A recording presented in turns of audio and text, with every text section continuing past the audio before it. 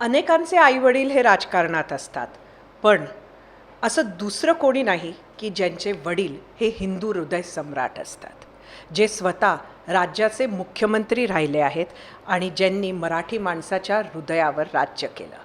आज coffee with कौशिकमध्ये आपल्याबरोबर आहेत उद्धव ठाकरे. उद्धवजी, स्वागत आहे आपलं. महापालिका निवडणुका सुरू आहेत. कसा सुरू आहे प्रचार? प्रचार यावेळेला थोडा वेगळ्या पद्धतीने आम्ही करतो आहोत. कालच माझी आणि राजची संयुक्त सभा नाशिकला झाली. प्रतिसाद कसा होता हे आपण पाहिलं असाल. आज मी संभाजीनगरला जातोय. उद्या शिवाजी पार्कवरती परत आमची संयुक्त सभा आणि परवा ठाण्याला आमची संयुक्त सभा होईल. एकूण पाहिलं तर सभा यावेळेला आम्ही कमी घेतल्यात हे तुमच्या लक्षात आलं असेल आणि त्याला कारणही तसंच आहे. एकतर प्रचाराला तसे फार कमी दिवस होते, हा मुद्दा झालाच. पण आता जे आपण काही बोलतो आहोत, जसं आज मी माझ्या घरात बसून बोलतोय, हे तुमच्या माध्यमातून मी घरोघरी पोचणार आहे. कोणतीही सभा असली तरी प्रचाराचे मुद्दे हे साधारणतः तेच आहेत. मग तेच मुद्दे जाहीर सभातनं सांगण्यापेक्षा आपण जरा घरोघरी कोणत्या माध्यमातून पोचायचं, तर तुमच्या माध्यमातून एक झालं. आणि जे कार्यकर्ते माझे प्रत्यक्ष तिकडे निवडणुका लढत आहेत त्या कार्यकर्त्यांना तिथल्या माझ्या निवडणूक कार्यालयाला आणि माझ्या शाखांना भेटी देऊन मी एक थोडंसं प्रोत्साहन द्यायचा प्रयत्न केला. मी आहे, आदित्य आता सभा पण घेतोय, राज पण तसाच फिरतोय. आम्ही सगळेच जण यावेळेला जरा शाखा भेटी आणि एक सभा आणि मुलाखती असं हे आम्ही यावेळेचं एक ठेवलेलं आहे. उद्धवजी, खरं तर शाखा म्हणजे तुमचे जे कार्यकर्ते आहेत ते इतर राजकीय पक्षाच्या कार्यकर्त्यांपेक्षा खूप वेगळे आहेत. कारण म्हणजे त्यांचं जे डेडिकेशन किंवा जे प्रेम आहे ते अगदी वेगळं आहे. त्याच्यामुळेच आम्ही आहोत. तुम्ही ज्या शाखा भेटी करतात, म्हणजे खरं हा कुठल्या रणनीतीचा भाग हा, असं माझ्या ह्याच्यात एक प्रश्न होता, पण तुम्हीच त्याला हात घातला म्हणून तो पहिले घेते की ते शाखेमध्ये ही मंडळी असतात, जातात, ते तुमच्यासाठी तुम्ही नाही म्हटलं तरी प्रचार करणारे, ते निघणारे, ते मतदानालाही जाणार आहेतच. मग त्या लोकांना भेटून म्हणजे भेटायची गरज काय? मला वाटतं का तुम्हाला सांगतो, ही अनेक लोक अशी आहेत. आणि खरंच सांगतो तुम्हाला, एखाद्या पक्षाचं प्रमुख असणं हे खूप मोठा मान आहे.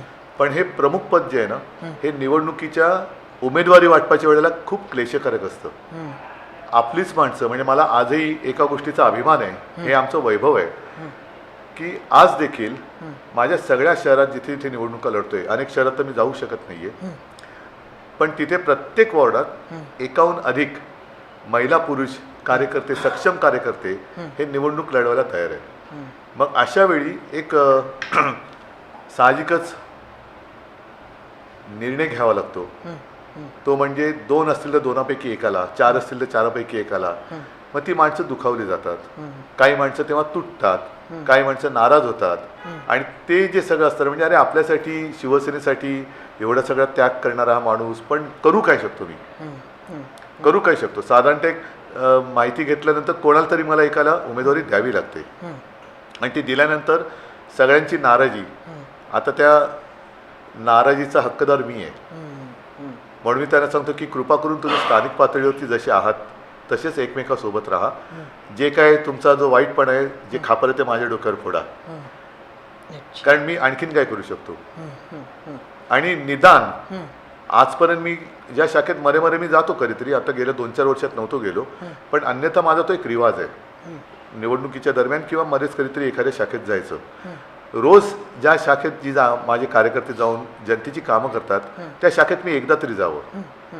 माझे गटप्रमुख, माझे कार्यकर्ते ज्या रजिस्टरमध्ये रोज सह्या करतात त्या रजिस्टरवर माझी एकदा तरी सही असावी. आणि मी खरंच सांगतो, हे असं भाग्य मिळायला नशीब लागतं की तेवढ्यावरती ही लोक खूप आनंदात असतात. साहेब तुम्ही आमच्याकडे आलात. आता मला माहीत नाही मी त्यांच्या त्या प्रेमाला किती, म्हणजे मी उतरायचं होऊच शकत नाही. खरं तर निवडणूक म्हणजे एक स्पर्धा आहे उद्धवजी, आणि ह्या स्पर्धेमध्ये स्पर्धा होती. मग आज काय आहे? आज हा स्पर्धा, त्यातला तो जी एक स्पर्धा हा विषय ना, तो काढून टाकलेला आहे आणि आता झुंडशाही झालेली आहे. म्हणजे ज्या पद्धतीने बिनविरोध निवडणुका करून घेतल्या जातात. हां, एखाद्या गावाने ठरवलं की नाही आमच्याकडनं हाच उमेदवार निवडून हाच आम्हाला पाहिजे आणि गावातनं कोणी अर्ज भरणार नाही, तर ते एक प्रेमाचं बिनविरोध असतो. पण धाक दपटशा पैसे देऊन हे आता आरोप त्यांच्यातलेच लोक करत आहेत आणि बिनविरोध निवडणुका करून घेणं तेव्हाच त्यातली स्पर्धा मिली. आणि स्पर्धा कामाची करा.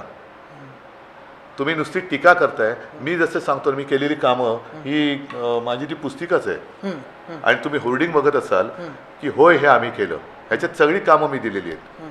ही सगळी कामं बघा. ही कामाची स्पर्धा करा. तर ती स्पर्धा राहिलेली नाहीये. पण सत्तेत म्हणजे दुसऱ्याला आल्यावर कमी कामं लेखणं करता येतात. नाही, माझं काय म्हणणं आहे की ती जी एक आपल्यात एक हे आहे ना की एखादी रेषा खोडण्यापेक्षा त्या रेषेपेक्षा मोठी रेख काढा. आम्ही रेख काढले ना, तुम्ही काय अशी वैडी वाकडी वळणं घेताय? जे आम्ही कामं केले ते आम्ही कामं केलेले. कोस्टल रोड आम्ही केलेला आहे. मुंबईमध्ये जी कामं केली, शाळेचं सुधारणा असेल, पाण्याचं पुरवठा असेल, रस्ते त्यावेळेला होते. आता एकही रस्ता म्हणजे 90% मुंबई खोदून ठेवलेली आहे. 90%. मेट्रोच्या नावाखाली तर बजबजपुरी माजलेली आहे. विकास पाहिजे पण तो नियोजनबद्ध पाहिजे. नियोजन शून्य विकासाला विकास नाही. हा विनाश आहे. ही विनाशाची गती आहे, विकासाची गती नाही. खरं तर म्हणजे विरोधी नेते जे आहेत ते अगदी दौडा भागा पद्धतीनं प्रचार सुरू आहे. एका रॅलीनंतर दुसरी रॅली.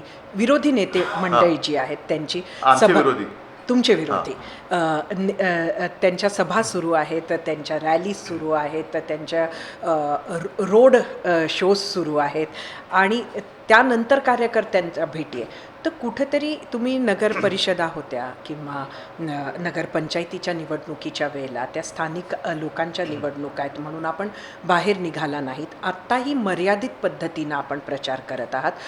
ही रणनीती मागे चुकली असं आपल्याला वाटतं? तुम्हाला नगर परिषदांच्या निवडणुका झाल्यानं माझं मत असे की अहो तुम्ही त्या लोकांना काहीतरी मोकळीक देणार आहेत की नाही. जसं मी म्हटलं की एखाद्या गावाने ठरवलं की कोणत्याही त्याला तिथे पक्ष नका आणू, गावचा सरपंच आम्हाला हा पाहिजे, होऊ द्या ना.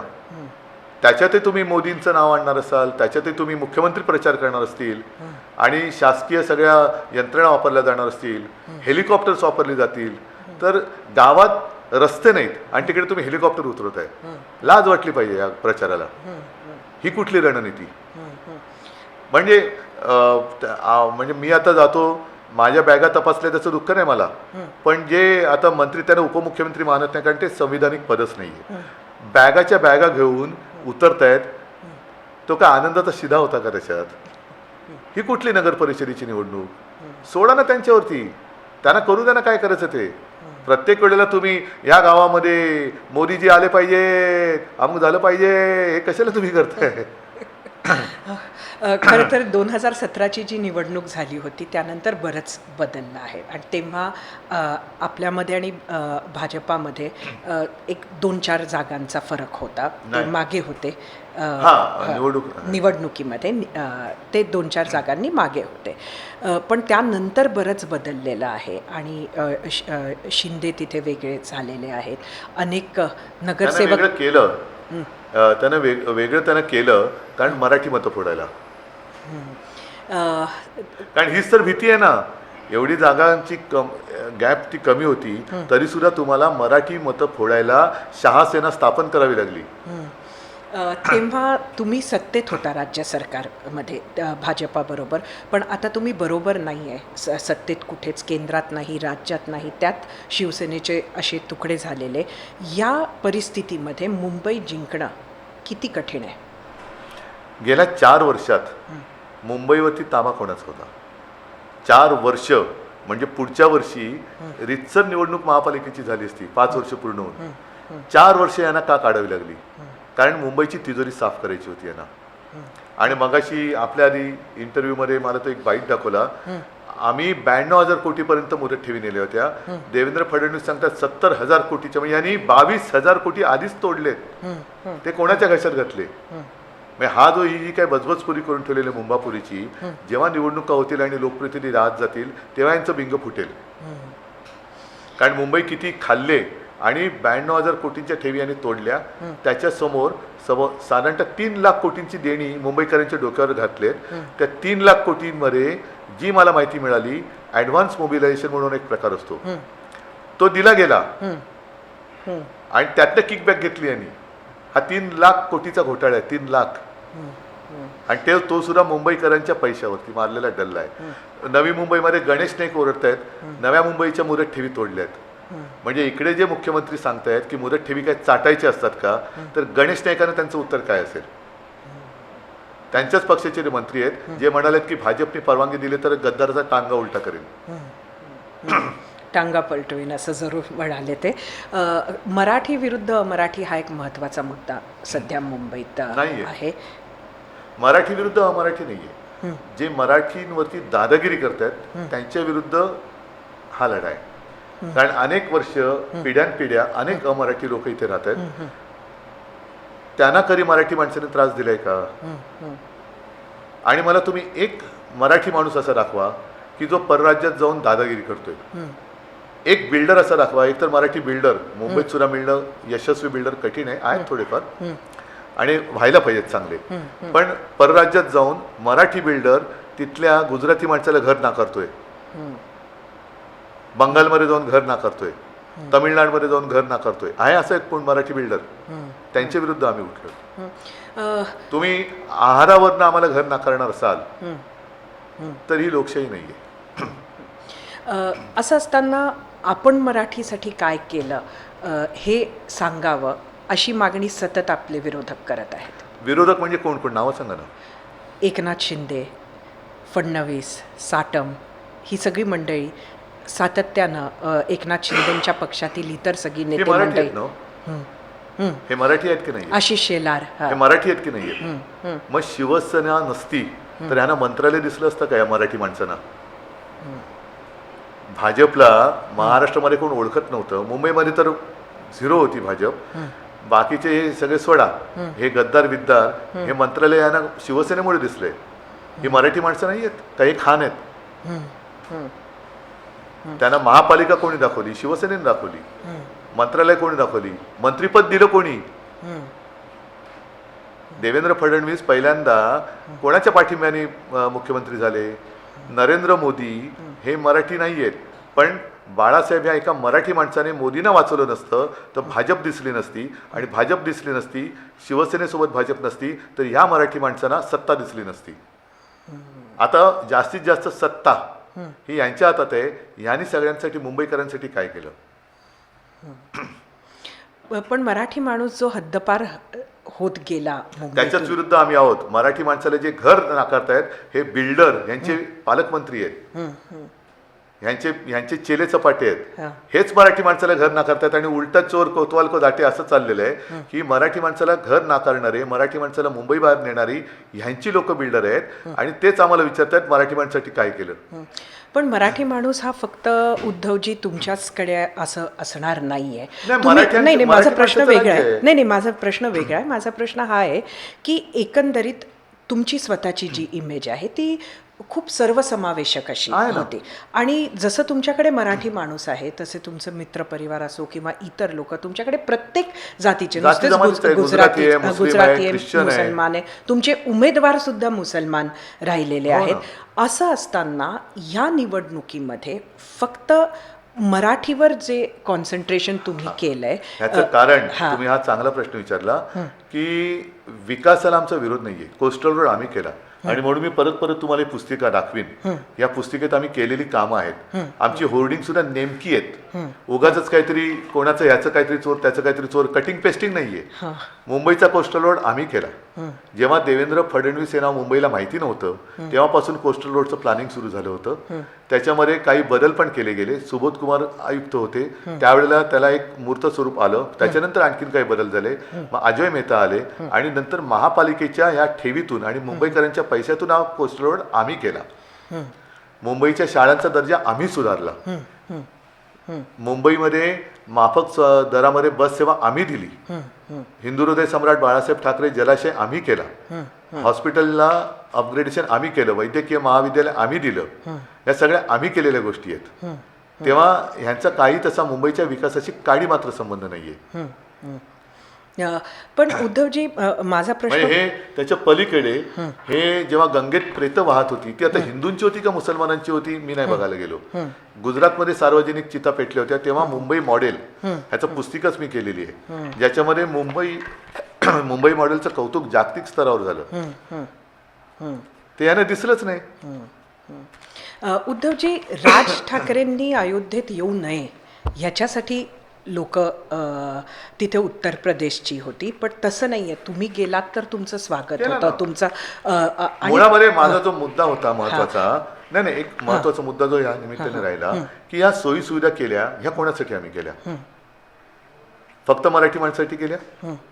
असं आम्ही कुठे पाठी लावले की इथे फक्त मराठी माणसांनीच यावं? जशी पाठी त्यांच्या बिल्डिंगमध्ये लागते तशी पाठी आमच्या या जनतेसाठी केलेल्या सुविधा आहेत आम्ही दिलेल्या. हॉस्पिटलमध्ये जाताना जातपात धर्म नाही पण हा विचारला जात. संदेश जात नाहीये ना आता नाही, जातोय लोकांपर्यंत. ना. संदेश जाण्यापेक्षा काम होतंय ना.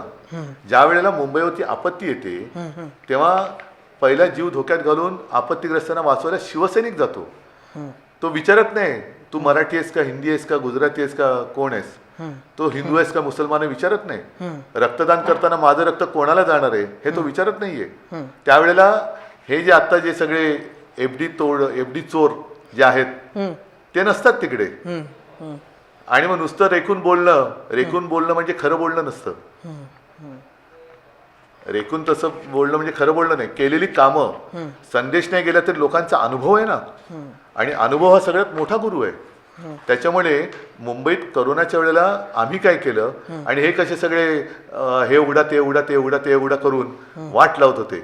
अगदी जे तुम्ही इतर भाषिक म्हणतात त्यांची सुद्धा सोय जेवढी महाराष्ट्र सरकारने केली, मी मुख्यमंत्री होतो तेव्हा मुंबईने केली तेवढी कदाचित त्यांच्या राज्यात झाली नसेल. तुम्ही तेव्हा लोकांचे तांडेचे तांडे दाखवत होतात. तुमच्याही चॅनलवरती दाखवले होते की इससे तो मुंबई में अच्छा था, या कोई पूछने के लिए नहीं आया, या कुछ नहीं है.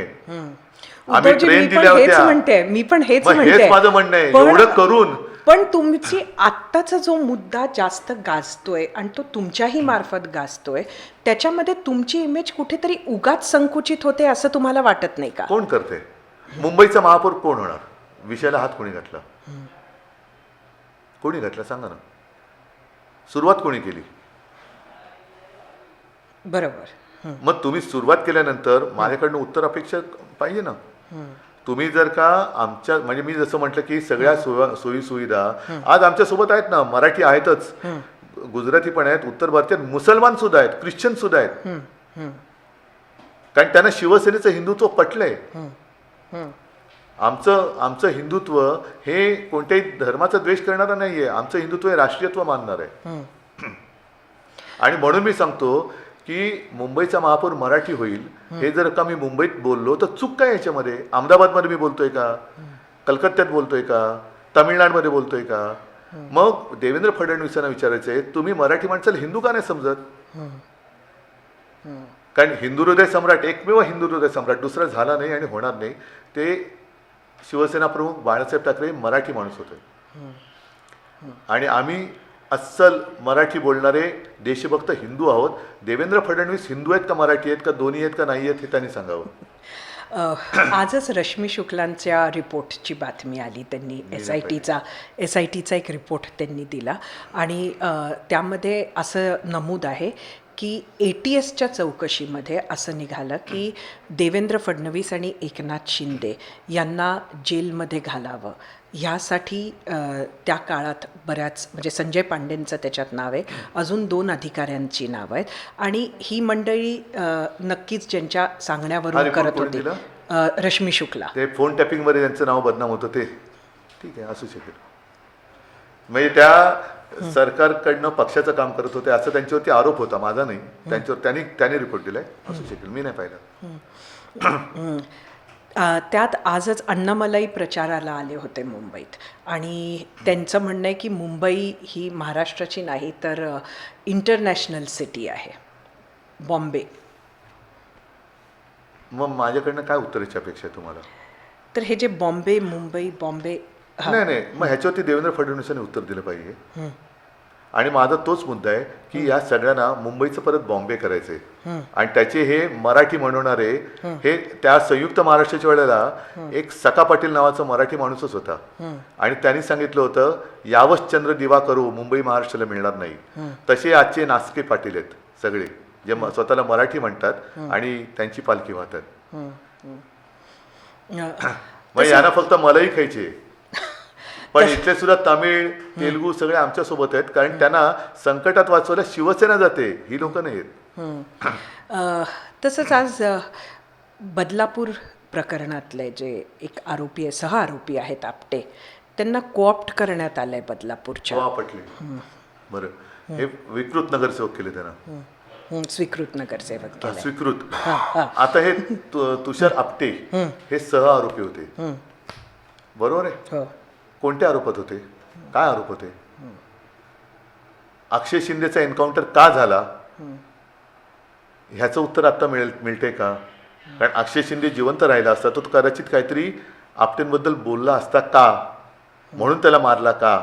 हे तुषार आपटे यांनी पक्षाचं काम केलं त्यांनी नगरसेवक निवडून आणण्यात म्हणजे अशा विकृत माणसाची मदत घेऊन तुम्ही तुमचा पक्ष वाढवताय हे तुमचं हिंदुत्व आहे. हे तुषार आपटे हिंदू असले तरी ज्या गुन्ह्यात म्हणजे त्या गुन्ह्याचं मी उच्चारी करायला मला लाज वाटते अशा गुन्ह्याच्या सहआरोपीला तुम्ही स्वीकारता हे तुमचं हिंदुत्व. हे कुठलं हिंदू हे विकृती आहे ही हिंदू ही संस्कृती नाही ही विकृती आहे आणि म्हणून मला असं वाटतं की म्हणून यांनी अक्षय शिंदेला मारला असावा. आता ह्याच्यावरती रश्मी शुक्ला काही प्रकाश टाकू शकतील का की जे घडलं नाही त्याच्यावरती केवढा खोल त्याने अभ्यास केला जे घडलंच नाही त्याच्यावर जे घडलंय त्याच्यावरती का नाही अभ्यास करत. म्हणजे त्या शुक्ला असल्या तरी हे का चुकला म्हणजे हा काय अनाठाई प्रकार आहे. ज्या गोष्टी घडल्या नाहीत त्याच्यावरती तुम्ही आता एवढ्या वर्षांनी SIT वगैरे रिपोर्ट देते आता काय करणार तुम्ही आणि जो घडलाय प्रकार त्याच्यावरती तुम्ही काहीच प्रकाश टाकत नाही आणि सरळ त्याला स्वीकृत करताय.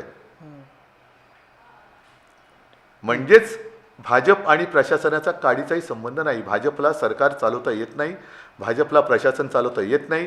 भाजपला म्हणजे मी म्हणतो ना आज देशाला पंतप्रधान नाही आहे राज्याला मुख्यमंत्री नाही आहेत हे सगळे भाजपचे कार्यकर्ते आहेत. त्यांना देश आणि राज्य चालवायचंच नाही आहे त्यांना जोर जबरदस्तीने पक्ष वाढवायचा आहे. सध्या प्रत्येक पक्ष आपला जाहीरनामा पण काढतोय. खरं तर गेल्या विधानसभा निवडणुकीमध्ये लाडकी बहीण ही जी योजना आणली होती त्याचा एक मोठा बोजा सरकारवर आहे आणि त्याचे परिणाम आपल्याला बघायला मिळतात आहेत की आर्थिक म्हणजे तो पैसा द्यावा की नाही हे वेगळी गोष्ट आहे पण त्याचं जे फायनान्शियल बर्डन आहे राज्यावर ते खूप मोठं आहे आणि त्याचे वेगवेगळे परिणाम आपल्याला होताना दिसतात आहेत.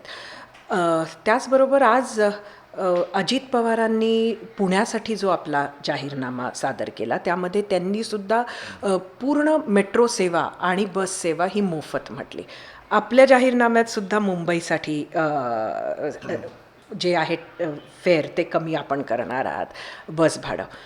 आता अशा पद्धतीनं अशा सोयी सुविधा खरंच आजच्या काळात जाहीर कराव्या का म्हणजे फक्त निवडणूक जिंकण्यासाठी. याचं मी उत्तर देण्यापूर्वी हा प्रश्न तुम्ही आम्हा सगळ्या राजकीय पक्षाच्या नेत्यांना एकत्र बसवा आणि सगळ्यांना एकदा तोंडावर विचारा आणि सगळ्यांना हो किंवा नाही बोलू द्या. माझ्यापुरतं बोलायचं तर 2017च्या मुंबई महापालिकेच्या वचननाम्यात मी 500 फुटापर्यंतचा मालमत्ता कर रद्द करीन वचन दिले तो मी करून दाखवला. तरी सुद्धा माझ्या मुदत ठेवी 92,000 कोटी होत्या. मी शाळेतल्या गणवेशातील विद्यार्थ्यांना बस प्रवास फुकट केला होता तरी सुद्धा माझ्या मुंबईच्या मुदत ठेवी 92,000 कोटी होत्या. आरोग्य सेवा मी वाढवली होती तरी सुद्धा 92,000 कोटी होत्या. त्यातनं मी कोस्टल रोड केला तरी सुद्धा 92,000 कोटी होत्या.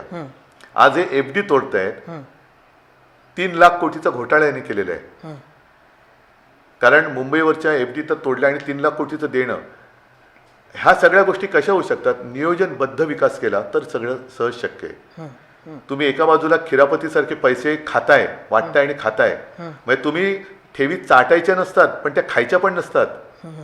तुम्ही पैसे ठेवी खातायत कॉन्ट्रॅक्टरच्या माध्यमातून कारण ॲडव्हान्स मोबिलायझेशन म्हणून जे काय पैसे द्यावे लागले त्यातनं किकबॅक घेऊन हे कारभार करतायत आणि आज त्याचं पर्यवसान प्रदूषणच झालेलं आहे. एवढं 3 ते 4 वर्षात जे प्रदूषण मुंबईकर भोगतोय, मी स्वतः गेले 4 दिवस माझा घसा बसला होता, पण श्वासावाटे अनेक सिगरेटी ओढण्याचा धूर आपल्या फुफ्फुसात जातोय. हा प्रदूषणाचा भ्रष्टाचाराचं हे प्रदूषण आहे. ह्यांना काही देणं घेणं नाही आहे मुंबईशी. कारण ह्यांना इकडे काय झालं तर असंच नाईलाजाने मला म्हणावं लागतं, देवेंद्र जातील दिल्लीत किंवा नागपूर, दुसरे आमचे मंत्री येते जातील 5 स्टार शेतीत, आणि तिसरे ते काका मला वाचव म्हणून बारामतीत जातील. मरणार मुंबईकर. आरे तोडतायत, कांदळवनं तोडली, आज ठाण्याची हजारो एकर जमीन मित्राला देत आहेत. तिकडे ताडोबामध्ये खाणीसाठी जागा देत आहेत. मग मला आता गणेश नाईक जे आहेत वनमंत्री, त्यांनी ठीक आहे एक ताळमेळ ठेवायला पाहिजे म्हणून त्यांनी असा आदेश दिला होता की बिबट्यांना शूट ॲट साईट.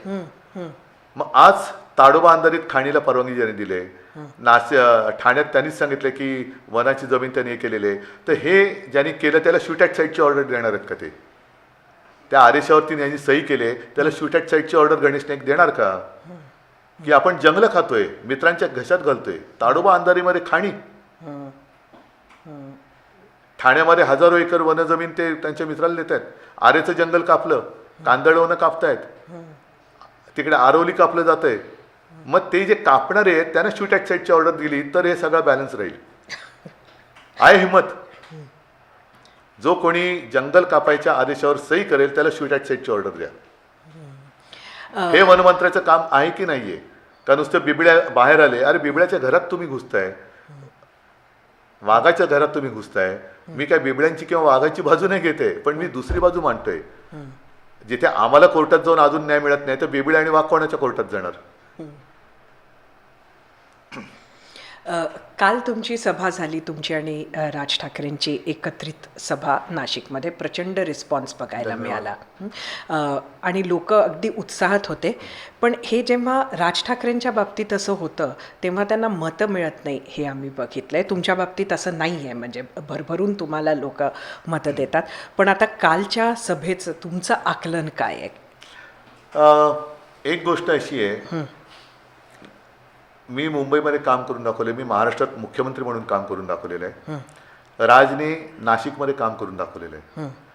बघा, आम्ही इतके दिवस विरोधात होतो, पण मी विरोधकाचं चांगलं काम नाकारणाऱ्यातला कर्मदरिद्री माणूस नाहीये. आता तर आम्ही एकत्र आलोय. पण राजनी काल त्याच्या भावना व्यक्त केल्या आणि मला पण थोडंसं, मी पण हळहळलो की नाशिकमध्ये आज भाजपा आणि मिंदे सगळे, म्हणजे आमच्याबरोबर होते तेव्हा सलीम कुत्ताचा साथीदार, हा तो, सगळे म्हणजे अशा लोकांना गोळा केलं त्यांनी सत्तेसाठी. आणि राजची सत्ता होती तेव्हा राज तिकडे टाटा, अंबानी वगैरे या महिंद्रा ह्यांना घेऊन गेला होता.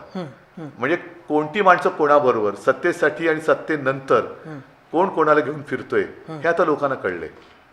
म्हणजे यांना सत्ता आणण्यासाठीच आता गुंडापुंडांची मदत लागते. म्हणजे देवयानी फरांदेंना रडावं लागलं. नाशिकमध्येच त्या बोलल्या की दलाल ब्रीफिंग करतायत आणि दलालांच्या ब्रीफिंगवरती भाजपा चाललाय. हे काय ते पार्टी विथ डिफरन्स काय ते होतं ना त्यांचं. म्हणजे पूर्वी भाजपचं राष्ट्र प्रथम होतं, आता भ्रष्टाचारी प्रथम झालंय, गुंड प्रथम झालंय, पण भ्रष्टाचार प्रथम. तर त्याच्यामुळे लोकांना आता कळले की अरे आपण चूक करतोय. आणि ही निवडणूक आम्हाला दरवेळेला विचारतात, अजून तुम्ही विचारला नाही प्रश्न, पण पुढे तुमचा प्रश्न तो येणार आहे, तुमच्या अस्तित्वाची आहे का?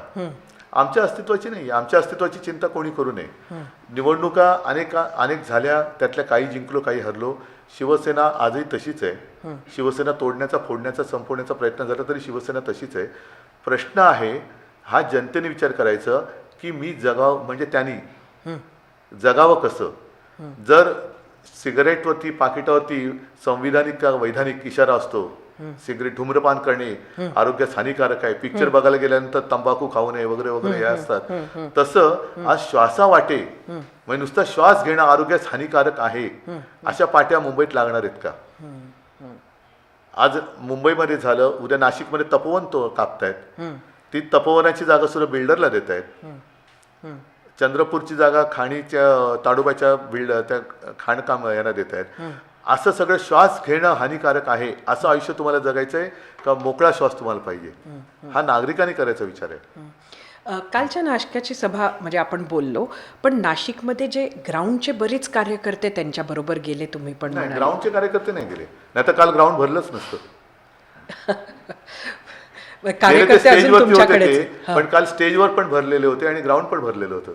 त्यामुळे नाशिकात चिंता वाटत नाही नाहीये. वाटत. अच्छा.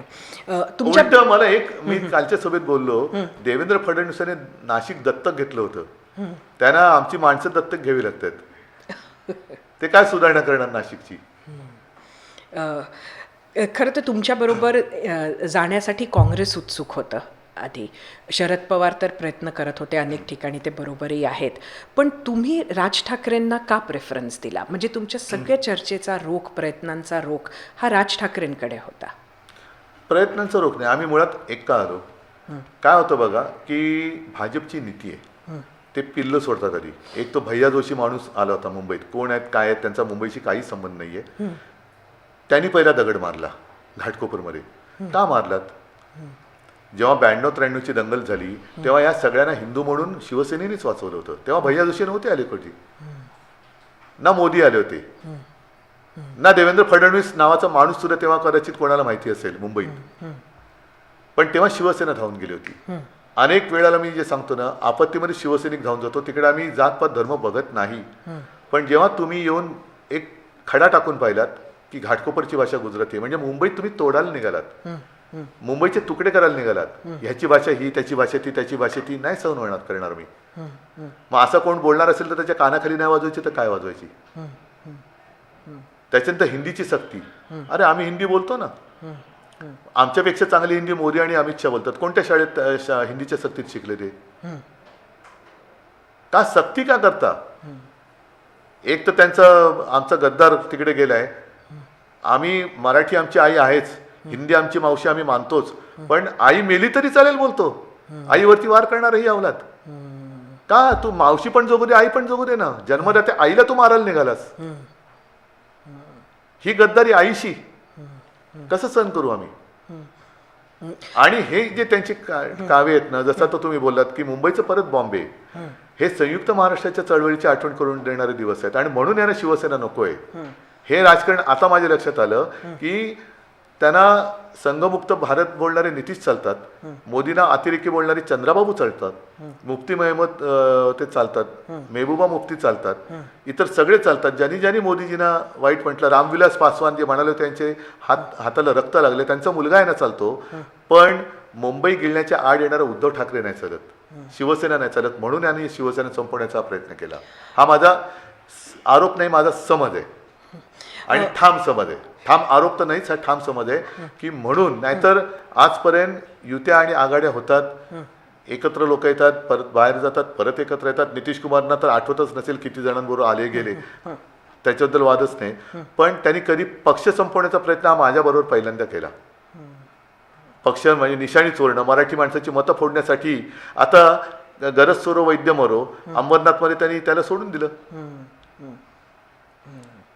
तिकडे काँग्रेस बरोबर युती, आम्ही काँग्रेस बरोबर गेलो तर हिंदुत्व सोडलं. मग अंबरनाथमध्ये शिवमंदिर आहे, तिकडे तुम्ही काय सोडलं? अकोटमध्ये MIM बरोबर युती, या शहासेनेने परभणीमध्ये MIM बरोबर युती केली. पण उद्धवजी, तरी तुम्ही काँग्रेस आणि शरद पवारांना प्रेफरन्स न देता राज ठाकरे का निवडले? नाही, मी प्रेफरन्स देणं न देण्याचा विषय नव्हता. ज्या वेळेला हे सगळं झालं, शेवटी आमची घराण्याची जी परंपरा आहे, संयुक्त महाराष्ट्रामध्ये माझे आजोबा एक शिलेदार होते, बरोबर आहे ना, पहिल्या पाचत्य होते. माझे वडील, माझे काका, म्हणजे आमच्या दोघांचे वडील, माझे वडील त्याचे काका, त्याचे वडील माझे काका, बाळासाहेब आणि श्रीकांतजी, हे त्यांना मदत करत होते. आणि मुंबई महाराष्ट्राने मिळवल्यानंतर आज जशी अदानीला दिली जाते तशी मुंबई महाराष्ट्राला नाही मिळाली, ती लढून मिळवावी लागली. आणि जशी ती अदानीला आमचा विरोध नाहीये, पण ज्या पद्धतीने अदानीला ते देत आहेत त्याला आमचा विरोध आहे, त्याला आमचा विरोध आहे. म्हणजे तुम्हाला असं वाटलं की ह्या खेपेला तुमच्या दोघांचं एकत्र येणं हे जास्त महत्वाचं? केवळ आमच्या दोघांचं नाही, जे जे महाराष्ट्रप्रेमी आहेत, अगदी भाजपामध्ये सुद्धा अगदी गुजराती लोक सुद्धा जे महाराष्ट्रप्रेमी आहेत, ज्यांची इकडे रोजीरोटी आणि घरदार आहे, ज्यांना या मुंबईने जोपासलंय, हे जे कोणी मुंबई प्रेमी असतील, मग मुस्लिम असतील तरी, ख्रिश्चन असले तरी, इतर भाषिक असले तरी, ज्यांचं मराठीवरती प्रेम आहे, ज्यांचं मुंबईवरती प्रेम आहे, महाराष्ट्रावरती प्रेम आहे, त्यांनी आता मुंबई वाचवायला एकत्र आलं पाहिजे. कारण जर का मुंबईतल्या सगळ्या उद्योगधंदा ते गुजरातला नेणार असतील तर इथे रोजीरोटीसाठी आलेल्या लोकांनी तरी काय करायचं? त्याच्यामुळे हा लढा सगळ्यांचा आहे. आणि मराठीचं तर तुम्ही नक्कीच का आहे. नाही घेतला बरोबर? काँग्रेसलाही यात का नाही बरोबर घेतलं? काँग्रेस बोलली पाहिजे होती ना आमच्या बरोबर. मी आज काँग्रेसवरती टीका कुठे करतोय, पण काँग्रेस माझ्याशी बोललीच नाही. वर्षा गायकवाड म्हणे तुम्ही बोललं नाहीत. नाही, या गोष्टीला काय अर्थ नाही. म्हणजे हमसे आया न गया तुमसे बुलाया न गया असं काही झालं या का? गोष्टीला काय अर्थ नाही. लोकसभेला बोलणी झाली होती ना, विधानसभेला झाली होती ना. हा, हा, हा. तर या गोष्टी आता त्यांनी जे काय त्यांची जी बैठक घेतली, चेन्नीतला जे आले आणि त्यांनी जाहीर केलं. त्यांनी जरी मला आधी फोन केला असता तरी मी त्यांचं माझं बोलणं होतं फोनवरती. महाराष्ट्रात खरं तर म्हणजे कार्यकर्ते, सामान्य जनतासुद्धा खुश आहे की दोन भाऊ एकत्र आले आणि एक कुतूहलही त्याबद्दल खूप आहे. पण पहिलं पाऊल कोणी उचललं तुमच्या दोघांपैकी? पहिलं पाऊल भाजपने उचललं. अच्छा. हिंदीची सक्ती करून देवेंद्र फडणवीसनी. कारण त्यांचे मनसुबे जेव्हा आम्हाला कळले की एकतर मुंबईतनं सगळं गुजरातला चाललंय तरी गप्प, मराठी माणसाला घर नाकारलं जाते तरी गप्प, भैया जोशी येऊन गुजराती भाषेत बोलतोय, त्यांचे केंद्रीय मंत्री येऊन IIT बॉम्बेला ते सांगतायत की मला आनंद झाला की तुम्ही बॉम्बेचं मुंबई नाही केलं, म्हणजे यांना परत मुंबईचं बॉम्बे करायचे की काय.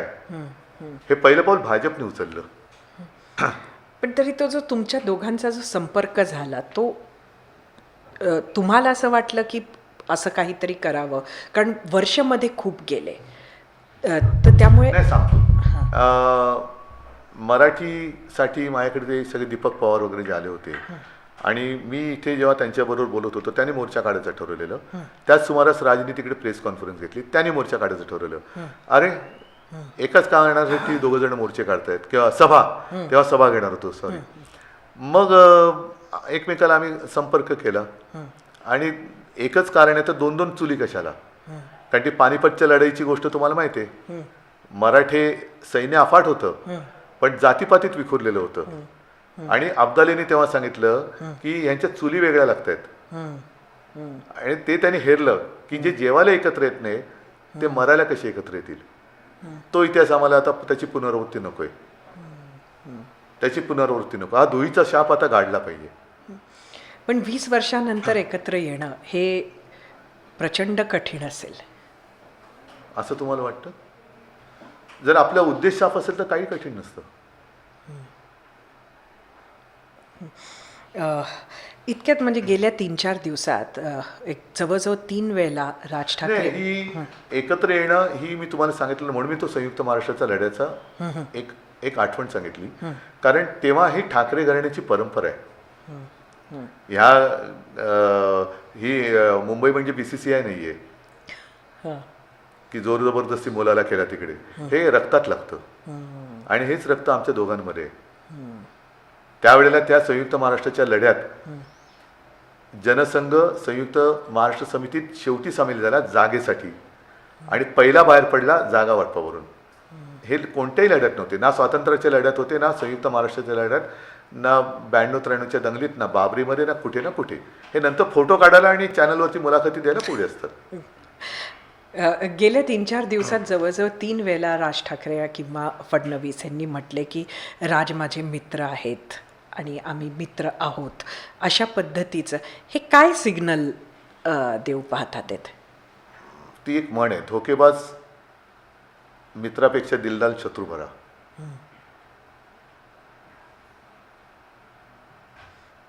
मग आहेत का समोर तेवढे? मला ना माहित, मी आपलं असंच तुम्ही बोलला त्याच्यात मी सहज बोललो, आठवलं म्हणून. मी माझा काय उद्देश नव्हता त्याच्यात. अच्छा. पण तुमचेही मित्र होते की काही देवेंद्र फडणवीस? तुम्ही भूतकाळात का जाता? मग आज आहेत ते तुमचे मित्र? असं आहे ना, हे त्यांनी पण आधी बोललं पाहिजे ना.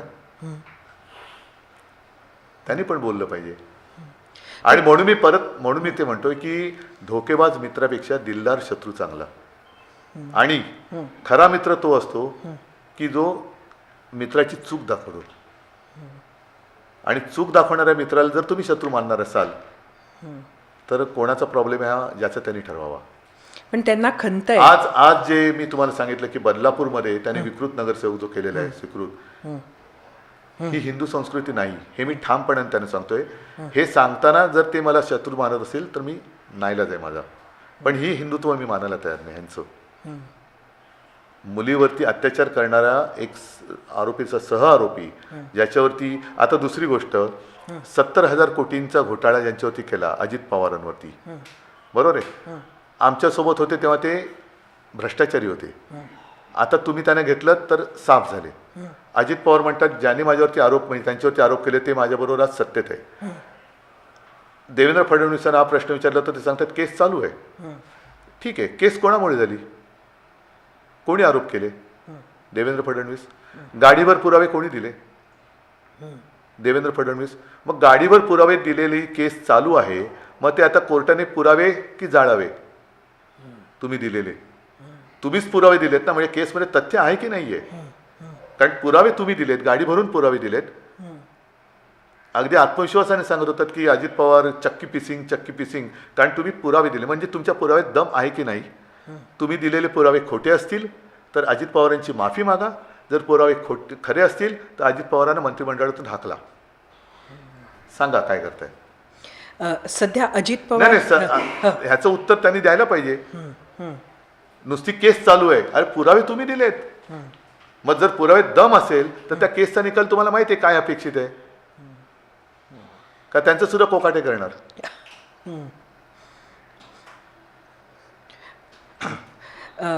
अजित पवार सध्या शरद पवारांच्या बरोबर जाणार असे सगळे संकेत मिळतात. ते म्हणजे नुसतं एकत्र आलेत ते पुण्यात किंवा पिंपरी चिंचवडला असं नाही, तर दोन्ही पक्षांचं विलिनीकरणच होईल अशा पद्धतीचे संकेत दोघांकडनं मिळतात आहेत.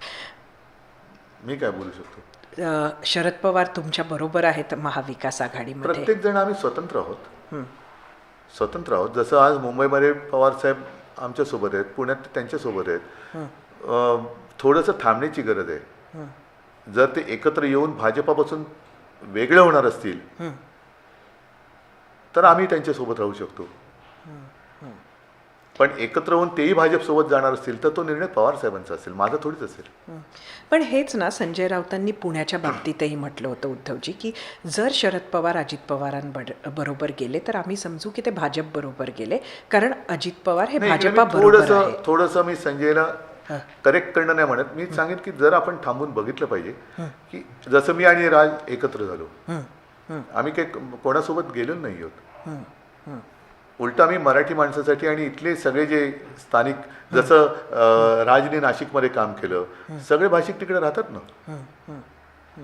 जसं आम्ही मुंबईत केलेलं काम आहे, सगळे भाषिक इकडे राहतात. पण आम्ही आज 2 पवार एकत्र झाले तर आपण, मी सगळ्यांना सांगेन थोडं थांबू आपण. ते कोणाबरोबर काय करतायत फायनली, आधी एकत्र येत आहेत, विलीन होत आहेत की नाही हे बघायला पाहिजे. नाहीतर आपल्याला काहीच माहिती नाही आणि आपण मत व्यक्त करणं कशाला मत व्यक्त करायचं. आपण जेव्हा राजबरोबर जात होतात तेव्हा आणि म्हणजे एकत्र तुम्ही एकत्र येत होतात तेव्हा, आणि जेव्हा शरद पवार आणि अजित पवार हे एकत्र येत होते त्यावेळेला एकमेकांशी आधी काही बोललात का महाविकास आघाडी म्हणून? आम्ही सगळे स्वतंत्र पक्ष आहोत. महाविकास आघाडी सुद्धा ही कशी स्थापन झाली, जेव्हा युतीमध्ये भाजपने मला दगा दिला त्यावेळेला माझा नाईलाज झाला आणि आम्ही चांगलं सरकार चालून दाखवलं. चालून दाखवलं आम्ही. मला त्या गोष्टीबद्दल समाधान आहे. म्हणून तर मी हे घेऊन बसलो ना मुंबई मॉडेल. मग तेव्हा अशी परिस्थिती पुन्हा कोणावर येऊ नये, पण अशा विचित्र परिस्थितीत मी मुख्यमंत्री होतो आणि देवाच्या कृपेने सर्वांच्या सहकार्याने मी सरकार चालवू शकलो आणि शेतकऱ्याला त्याही काळात मी कर्जमुक्त करू शकलो. कुठेही महाराष्ट्र थांबू शकला नाही. ह्या सगळ्या गोष्टी करू शकलो, ह्याचं एक समाधान आहे. तो तुमचा पहिला निर्णय होता खरं तर, मला वाटतं कर्जमाफीचा. मुख्यमंत्री कोणी न मागता. आणि शेतकरी, आता ही सगळी शेतकऱ्याची मुलं आहेत असे म्हणतात, आणि त्यांची जी कर्जमाफी त्याला अजून मुहूर्त लागत नाही आहे. आणि शेतकऱ्यांची चौकशी करून ते कर्ज त्यांना माफ करायचं की नाही म्हणजे बापाची चौकशी करतात. मी नाही केलं असं पाप. मी कोणीही न मागता शेतकऱ्याला कर्जमुक्त केलं. कोणीही न मागता म्हणजे मोदीजींनी करोना काळात रिकाम्या थाळ्या बडवल्या, मी भरलेली शिवभोजन थाळी दिली. तुम्ही हा निर्णय मुख्यमंत्री झाल्यावर घेतला. जर मुंबईत सत्ता आली तर पहिला निर्णय काय राहील? पहिला निर्णय असा काय पहिला निर्णय असं नसतं. आता मी मुख्यमंत्री झालो, मला मुख्यमंत्री व्हावं लागेल हेच कधी माहिती नव्हतं. योगायोग असा होता की पहिला निर्णय हा रायगडला ते जे रायगडचं तिकडे जी काही सुधारणा किंवा काही संवर्धन चालले त्याच्याबद्दल निधी देण्याचा पहिला निर्णय होता माझा.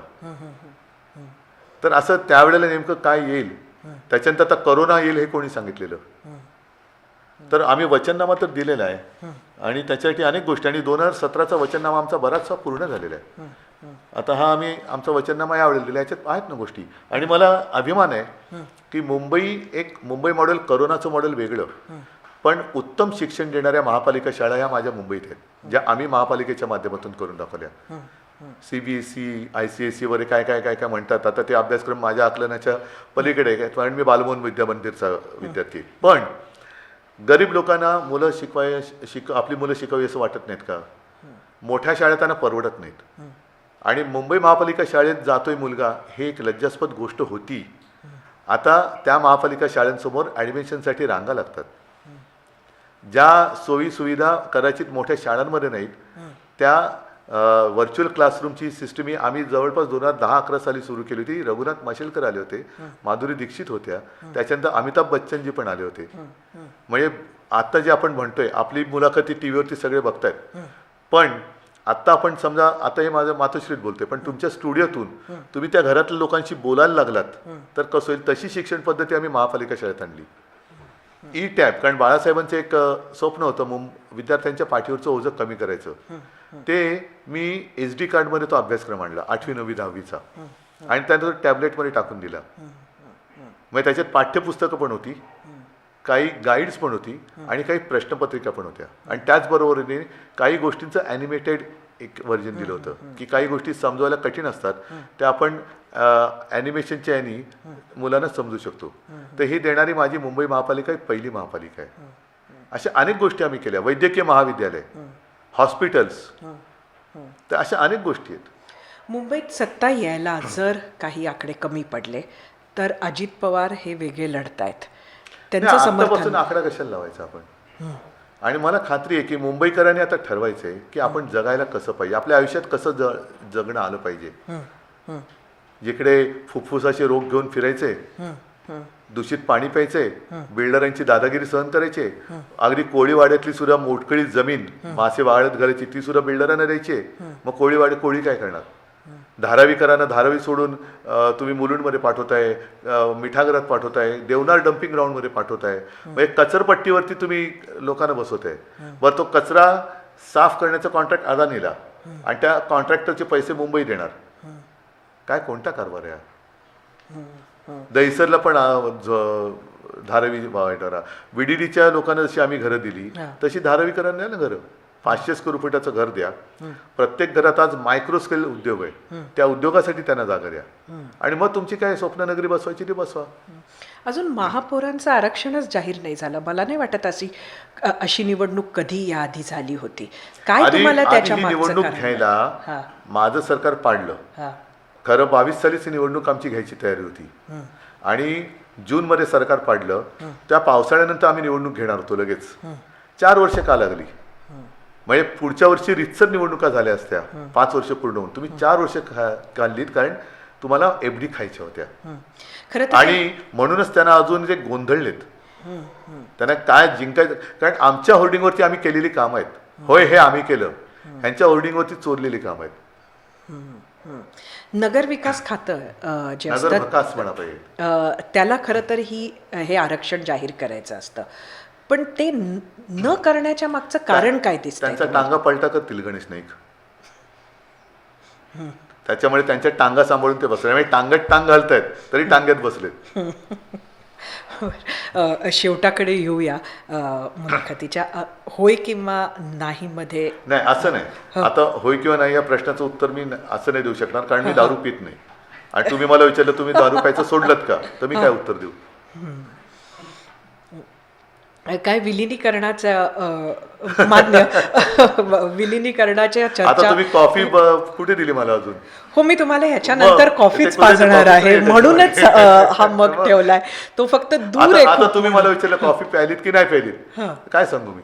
नाही, कॉफी तुम्हाला पाजल्याशिवाय बरं, मी ठीक आहे. इकडनं पाठवणार नाही. उद्धवजी, विलिनीकरणाच्या चर्चा सुरू आहे. राज ठाकरे आणि तुमचा पक्ष हा असा वेगळे दोन पक्षच एकत्र राहणार आहे का? कारण तुम्ही म्हटलेत की आम्ही एकत्र आलोय ते दूर जाण्यासाठी नाही. आता मिंदे आणि भाजप हे एकत्र विलीन होणार का? तेवढं तर आमचं काही वैर नाही आहे ना. आम्ही एका उद्देशाने एकत्र आलेलो आहोत, भाऊ आहोत, आणि एका उद्देशाने आम्ही लढतो आहोत. पहिले ही लढाईची सुरुवात झालेली आहे. आम्हाला काही हवंय म्हणून आम्ही एकत्र नाही आलोय, आम्हाला काहीतरी द्यायचंय म्हणून आम्ही एकत्र आलोय. आज तेजस ठाकरे तुमच्याबरोबर बरेचदा प्रचारात दिसत आहेत. त्यांनी राजकारणात यावं असं तुम्हाला वाटतं का? तो त्याचा प्रश्न आहे. पण तेजस काय आणि आदित्य काय? आदित्य तर अगदी माझ्याबरोबर तो तेव्हा अर्थात बाळासाहेब पण होते, तो मला असं वाटतं 4-5 वर्षाचा असल्यापासून येतोय. म्हणजे एक माझ्याकडे फोटो पण आहे, जे नाशिकचं अधिवेशन झालं होतं तेव्हाचा एवढासा तो त्याच्या नाईट ड्रेसच्या लेंग्यामधला आहे, आणि त्याला माझी स्टेजवरती घेऊन येते, कारण त्याला आमच्यामध्ये येऊन बसायचं होतं. तर आता मी सुद्धा ह्या वातावरणात लहानाचा मोठा झालो. मला कुठे माहिती, मी या क्षेत्रातला नाही आहे खरं म्हटलं तर. आमचं घरात कला, त्याच्यानंतर आजोबांचं समाज सुधारणा, ते फार त्यांची भाषा कडक होती. आणि नंतर आता हे समाज जे बाळासाहेबांनी आम्हाला सांगितले की 80% समाजसेवा आणि 20% राजकारण. आता यांचं काही सेवा दिसतच नाही, नुसते मेवा भाऊ झालेत. त्याच्यामुळे तो एक घरात इंटरेस्ट असतो. ज्या वातावरणात आपण वाढतो तर ते वातावरण आपल्यावरती परिणाम करत असतं, आणि त्याला पण ह्या सगळ्या गोष्टी तो बघतो. आमच्यावरती नालायक आरोप करतायत, त्याने त्याला सुद्धा दुःख होतं. हे मध्ये आदित्यवरती आरोप झाले, माझ्यावरती करतायत, अगदी रश्मीवरती झाले, त्याच्यावरती झाले. मग ही संस्कृती नव्हती. एवढा नालायक आणि कृतज्ञ हिंदू कधीच नव्हता, आणि हिंदू नाही आहे तसा. हे हिंदुत्वाला बदनाम करतायत. कौटुंबिक बदनामी करणारे हिंदू असू शकत नाहीत, आणि ते मुसलमान पण असू शकत नाहीत, ख्रिश्चन असू, ते मुळात माणूसच असू शकत नाहीत. आजचा हा जो लढा आहे त्याला बघता म्हणजे बऱ्याच गोष्टी तुम्ही शिकला असाल, बऱ्याच गोष्टी आम्ही सुद्धा ऐकल्या, पण तुम्ही त्याहून जास्त तुम्हाला माहिती आहे. पण असं काय आहे जे त्यांनी सांगितलं ज्याची तुम्हाला आज खूप गरज भासते किंवा ती आठवते? जे करतोय, जे माझ्या आजोबांनी त्यांना शिकवलं, त्यांनी मला शिकवलं, ढोंगाला लाथ मार. मी ढोंगाला लाथ मारतोय. हे यांचं हिंदुत्वाचं ढोंग आहे, ज्याला मी लाथ मारतोय. म्हणजे खरं तर पुढचा प्रश्न जो सगळ्यांच्या मनात आहे, महाराष्ट्राच्या मनात आहे, आणि तुम्हाला मी एक राजकीय विश्लेषक म्हणून विचारते की मी विश्लेषक वगैरे नाही, मी राजकारणी माणूस नाहीये. कला हे माझं क्षेत्र आहे. मी माझ्या वडिलांना हिंदू हृदय सम्राट, शिवसेना प्रमुख ही ओळख होण्यापूर्वी माझी त्यांची ओळख वडील आणि मुलगा हे माझं नातं आहे, आणि मी पुत्र कर्तव्य म्हणून ह्या क्षेत्रात आहे. पण मी जबाबदारी सोडून पळणारा नाही. त्याच्यामुळे मी विश्लेषक वगैरे काय नाही आहे. ठीक आहे, मी प्रश्न सांगते, उत्तर तुम्हाला कसं द्यायचं ते बघा. शरद पवार आणि अजित पवार, म्हणजे आता ही निवडणुका झाल्यानंतर पुढची जी काही राजकीय घडामोड आहे ती म्हणजे सगळ्यांना माहिती आहे की राष्ट्रवादी काय करणार ह्याकडे लक्ष असणार आहे. तुम्हाला वाटतंय का, तुम्ही त्यांना जवळून बघता, फक्त एक औपचारिकता उरली आहे? आता विश्लेषक म्हटल्यावरती मला 6.4 असं वाटतं की असं होईल, आणि 3.2 असं वाटतं की तसं होईल. अच्छा, म्हणजे कमी वाटतंय तुम्हाला तसं? नाही, आता असं कोणतं आणि तसं कोणतं तुम्हाला काय माहिती. मी विश्लेषक आहे ना, त्याच्यामुळे तुम्हाला न कळणाऱ्या भाषेतच बोलायला पाहिजे. तुम्हाला मग पुढचं विश्लेषण विचारते. असंच उत्तर देणार की जर ते एक पूर्णांकात नाही, अपूर्णांकात देईल. त्याचा येणाऱ्या 4 वर्षावर परिणाम होऊ शकतो. म्हणून माझा पुढचा प्रश्न आहे की ते जर दोघे नाही, मी एकत्र तुम्हाला खरं सांगू, हां मला प्रामाणिकपणाने असं वाटतं त्या दोघांनी यावं न यावं हा त्यांचा प्रश्न आहे. पण मला सगळ्यात मोठी जी चिंता चाललेली आहे हां. की भारतीय जनता पक्ष हा पहिला भारतीय जनता पक्ष राहिला नाही. आणि मी हे आपुलकीने सांगतोय, त्यांचा विरोधक म्हणून नाही सांगत. ते ज्या पद्धतीने राजकारण हाकतायत आणि झुंड दडपशाही करतायत, हे लोकांच्या मनातल्या असंतोषाला काडी लावत आहेत आणि हे आपल्या देशाला भारी पडेल. त्याच्यामुळे त्यांना मी खरंच नम्रपणाने सांगतोय की तुम्ही चांगलं राजकारण करा, हिंदुत्वाला बदनाम करू नका, देशाला बदनाम करू नका आणि हिंदुत्वाच्या नावाखाली हुकुमशाही आणू नका. कारण शेवटी सगळ्याला अंत असतो. आज जगभरामध्ये तरुणाई सगळी रस्त्यावरती उतरते, तरुणाई रस्त्यावरती उतरते. बांगलादेशच्या शेख हसीनाना पळून जावं लागलं. ज्या शेख हसीनाना तुम्ही आश्रय दिला तेच तुम्ही बोलताय बांगलादेशियांना आम्ही काढणार. नेपाळमध्ये पेटले, सगळीकडे पेटले. तर कृपा करून भारताला त्या दिशेने ढकलू नका, अराजकाच्या दिशेने. म्हणजे मला ती चिंता वाटते. कारण ही फोडाफोडीने जर का राजकारण चालू राहिलं तर लोकांचा सगळ्यावरचा विश्वास उडेल आणि तो उडालेला विश्वास पुन्हा दुसऱ्या कोणावरती बसायला किती काळ जावं लागेल, तोपर्यंत देशाचं काय मातेरं होईल ह्याचा विचार करा. आणि कृपा करून तुम्हाला संधी मिळाली, ती EVMच्या माध्यमातून असेल, मतचोरीच्या माध्यमातून असेल, त्याचं सोनं करा, माती करू नका. काल तुम्ही नाशिकला सेंचुरी पारचा नारा दिलाय. मुंबईसाठी काय टार्गेट आहे? तिकडे सेंचुरी पाल तर इकडे डबल सेंचुरी मारली पाहिजे. नाही, मग हे आकड्याचे खेळ मी कधी खेळत नाही. जो काय आम्ही प्रामाणिकपणाने कारभार केलाय तो जनतेसमोर आहे.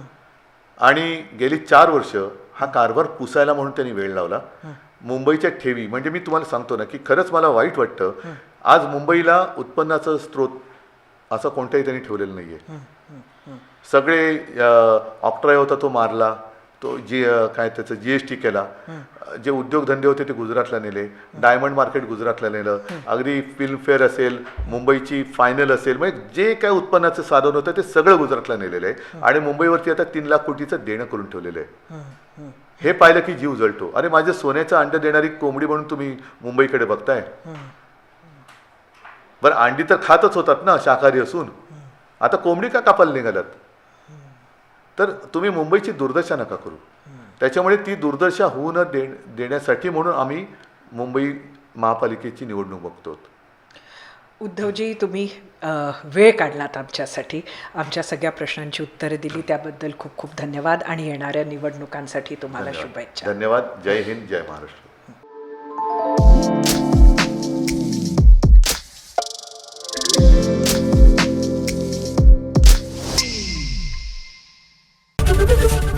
ABP माझा, उघडा डोळे बघा नीट.